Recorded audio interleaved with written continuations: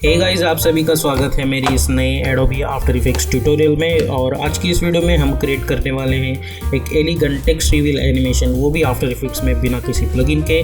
तो बिना वक्त जाए किए चलिए स्टार्ट करते हैं।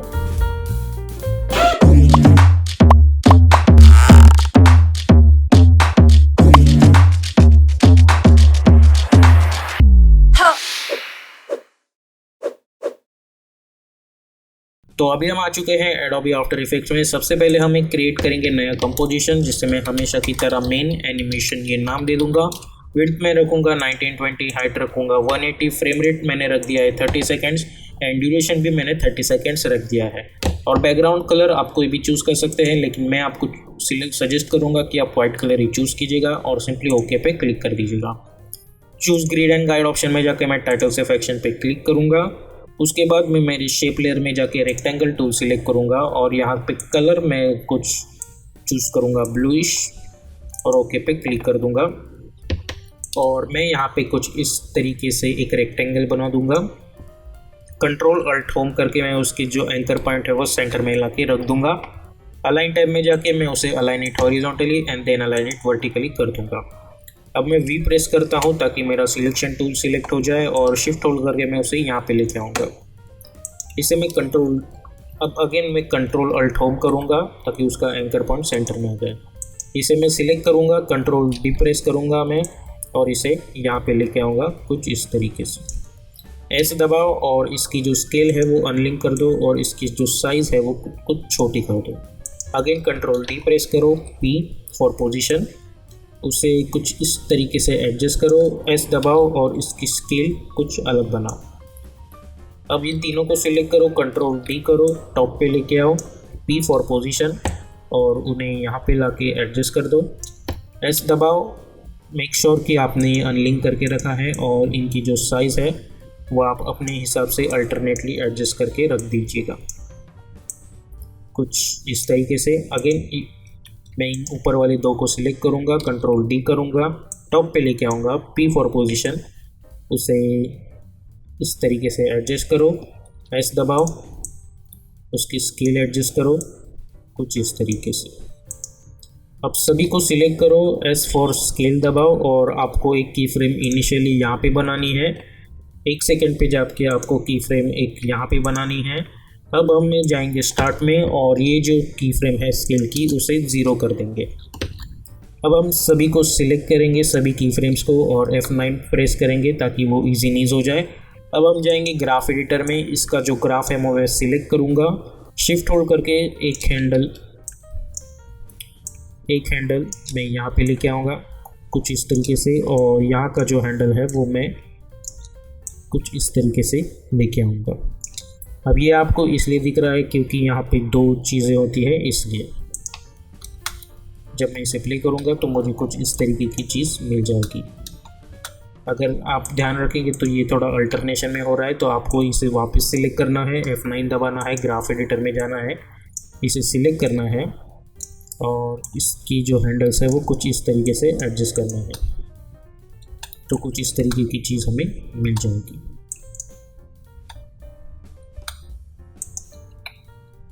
अब हमें इनके कलर्स है वो थोड़े अल्टरनेट करने हैं। मैं यहाँ पे कुछ थोड़ा सा अलग कलर चूज़ करूँगा। इस वाले का कलर मैं अल्टरनेटली चूज़ करूँगा। आप अपने हिसाब से कोई भी कलर स्कीम चूज़ कर सकते हैं, लेकिन मैं कुछ अल्टरनेट कलर्स ही यहाँ पे चूज़ करने वाला हूँ। ग्रीन नहीं, हमें ब्लू के शेड्स में ही आने वाले कलर चूज़ करने हैं यहाँ पे।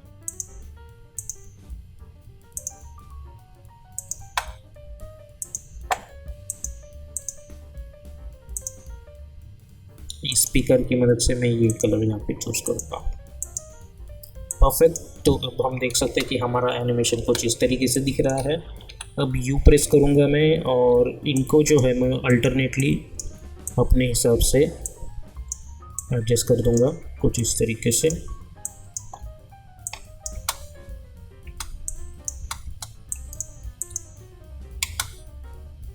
कुछ इस तरीके से तो हमारी ये चीज़ें एनिमेट हो चुके हैं। अब हम सभी को सिलेक्ट करेंगे, कंट्रोल डी करेंगे और टॉप पे लेके आएंगे और यहाँ से इनका कलर जो है मैं येलो कर दूँगा। और हमें करना ये है कि हमें इनकी फिल हटा देनी है और हमें यहाँ पे स्ट्रोक में वाइट कलर चूज़ करना है और इसका जो स्ट्रोक पिक्सल्स है मैं रखूँगा 0.5 कुछ इस तरीके से। अब इन सबसे निचली वाली लेयर को सिलेक्ट कीजिए। यहाँ पे हम जाएंगे ऐड मेन्यू में और चूज़ करेंगे ट्रिम पाथ। ट्रिम पाथ में मैं इनिशियली एंड प्रॉपर्टी जो है मैं उसे 90 कर दूंगा या फिर चलो 80 कर देते हैं। और ये जो ऑफसेट का पैनल है उसे मैं अल्ट क्लिक करके टाइम इनटू स्टार मैं कर दूंगा अराउंड 40। तो वो जो चीज़ है वो हमें घूमती हुई दिखाई दी। अगर आपको अभी कुछ नहीं दिख रहा होगा तो मैं आपको बताता हूँ क्या है। अब हमें करना यह है कि हम इस ट्रिम पाथ को कंट्रोल C करके कॉपी करेंगे और सभी को सिलेक्ट करके कंट्रोल V कर देंगे ताकि वो पेस्ट हो जाए। अब मैं U प्रेस करता हूँ, U नहीं, अगर मैं देखता हूँ तो हम सभी में ट्रिम पाथ आ चुका होगा कंटेंट्स में कुछ इस तरीके से। अगर मैं प्ले करता हूँ तो जाहिर सी बात है अभी हमें कुछ नहीं दिख रहा है, लेकिन अगर मैं इन सभी को सिलेक्ट करता हूँ और इन्हें थोड़ा इस तरीके से लेके आता हूँ तो आपको दिख रहा होगा कि यहाँ पे कुछ इस तरीके की एनिमेशन हो रही है।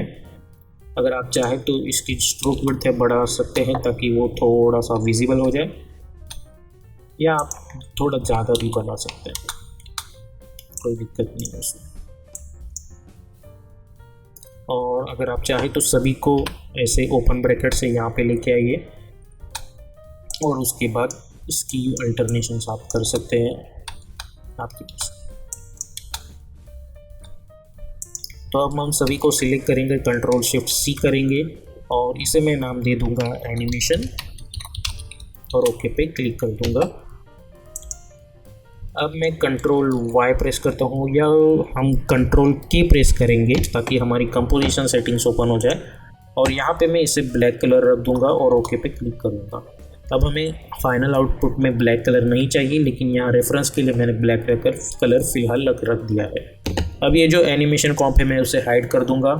मैं चूज़ करूँगा टेक्स्ट टूल और मैं यहाँ पे कोई भी अल्टरनेट टेक्स्ट टाइप कर देता हूँ और टेक्स्ट कलर में वाइट रख दूंगा फिलहाल के लिए। और यहाँ पे टाइप करेंगे लेट्स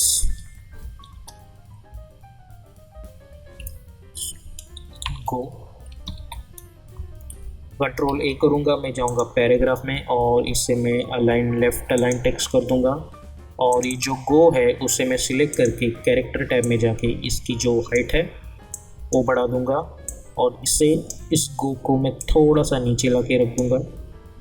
यहाँ से मैं बैक स्पेस कुछ इस तरीके से एडजस्ट करूँगा या इसे आप थोड़ा सा आगे ढकेल सकते हैं। कंट्रोल अल्ट होम दबाऊँगा, मैं उसे कुछ इस तरीके से एडजस्ट करूँगा।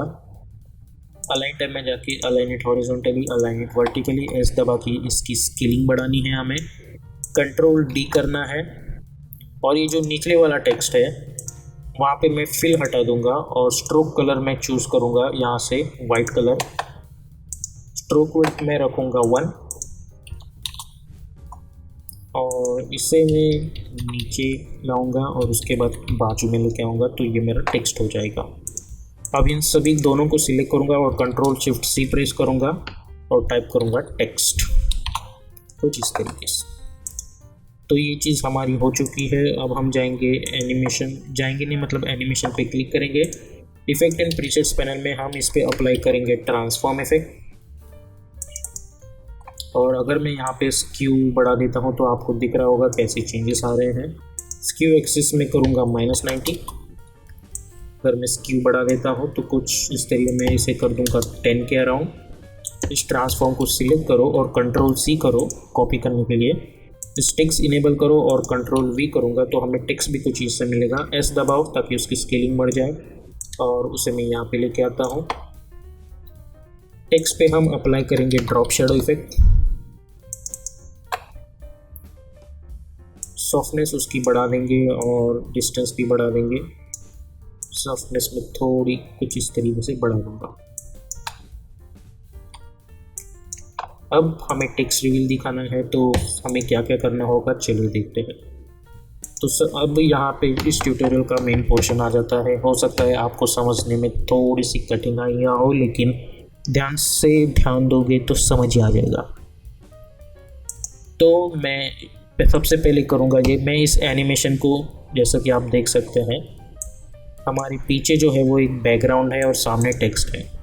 तो सबसे पहले मैं इस एनिमेशन लेयर को सिलेक्ट करूँगा, या फिर इन दोनों को सिलेक्ट करूँगा। इन दोनों को मैं कंट्रोल डी प्रेस करूँगा, ऊपर लेके आऊँगा, अगेन कंट्रोल डी करूँगा और ऊपर लेके आऊँगा, कुछ इस तरीके से। अब ऊपर वाली चीज़ों को हम हाइड कर देते हैं। इस एनिमेशन लेयर को मैं चूज़ करूँगा, इसे मैं कर दूँगा अल्फ़ा मैट। सही है। अब इन दोनों चीज़ों को हम हाइड कर देते हैं। अब ये जो टेक्स्ट लेयर है उससे मैं नीचे लेके आऊँगा और अब मैं इसे अल्फ़ा मैट चूज़ करूँगा। सही है। तो अब हमें क्या करना है, अब हमें इन्हें अल्टरनेटली एडजस्ट करना है। तो सबसे पहले मैं इन दोनों को सिलेक्ट करूँगा और 1 सेकेंड के यहाँ पे लेके आके देखता हूँ कि क्या होता है, कुछ इस तरीके से। तो अब इतना होने के बाद ये जो एनिमेशन है उसे मैं अनहाइड कर दूँगा और इसे यहाँ पे लेके आऊँगा और इसे मैं यहाँ पे एडजस्ट कर दूँगा, कुछ इस तरीके से। इसे मैं लेके आऊँगा टॉप पे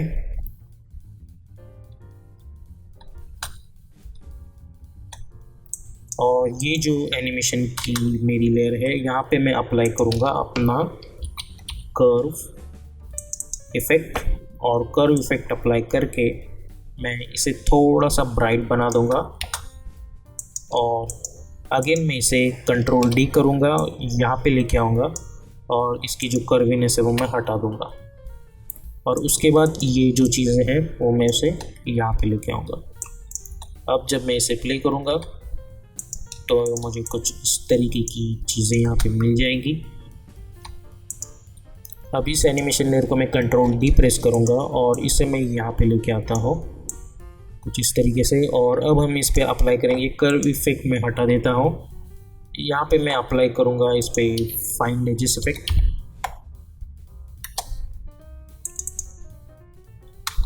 इसे मैं इन्वर्ट कर दूंगा कुछ इस तरीके से और F4 दबाऊंगा। अगर आपको ब्लेंडिंग मोड नहीं मिल रहा है तो मैं यहाँ पे अप्लाई करूँगा स्क्रीन कुछ इस तरीके से, या फिर आप इसे टॉप पे भी लेके आ सकते हैं और इसे ऐसे एडजस्ट कर सकते हैं। टी दबा के आप इसकी ओपेसिटी थोड़ी सी अगर आपको लगे तो कम कर सकते हैं, कुछ इस तरीके से।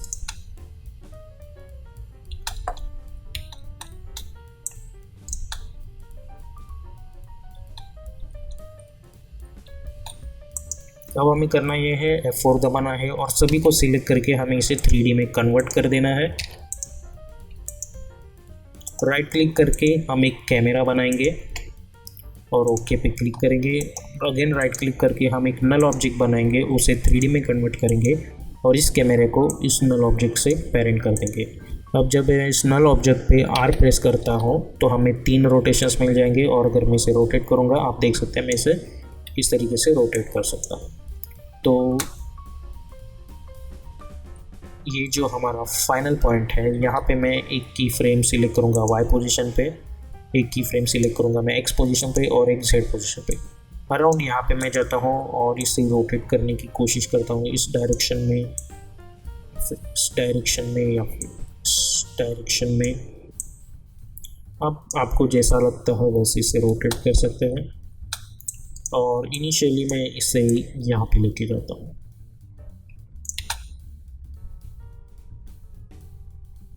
और अब मैं इन की फ्रेम्स को सिलेक्ट करूँगा, F9 दबाऊँगा और ग्राफ एडिटर में जाके इस हैंडल को सिलेक्ट करूँगा और शिफ्ट होल्ड करके यहाँ पे लेके आऊँगा, कुछ इस तरीके से। U प्रेस करना है हमें और कंट्रोल वाइट पे क्लिक करके एक सॉलिड बैकग्राउंड लेयर बनानी है और उसे वाइट कलर दे देना है और ओके पे क्लिक करना है, इसे नीचे लेके आना है। और अब जब मैं इसे प्ले करूँगा तो मुझे कुछ इस तरीके की एनिमेशन मिल जाएगी। इस नल 1 को सिलेक्ट करूँगा, P4 पोजीशन पे क्लिक करूँगा, अल्ट क्लिक करूँगा इसकी पोजीशन पे और अप्लाई करूँगा विगल इफेक्ट, और मैं यहाँ टाइप करूँगा 3,3 और अब जब मैं इसे प्ले करूँगा तो मुझे एक विगल इफेक्ट यहाँ पे दिख जाएगा, जैसा कि आप देख सकते हैं।